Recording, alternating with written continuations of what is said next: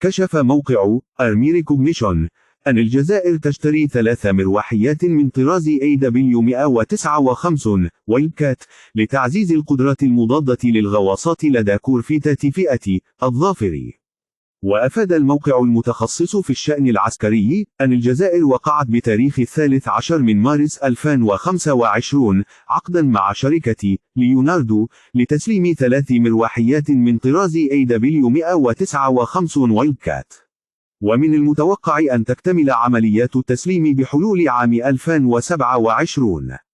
ورجح المصدر ذاته أن تنشر هذه المروحيات على متن كورفيتات الظافر الجديدة التابعة للبحرية الجزائرية والمبنية في الصين من قبل شركة CSSC لتعزيز قدرات البحرية الجزائرية في الحرب المضادة للغواصات ASW والحرب المضادة للسفن السطحية.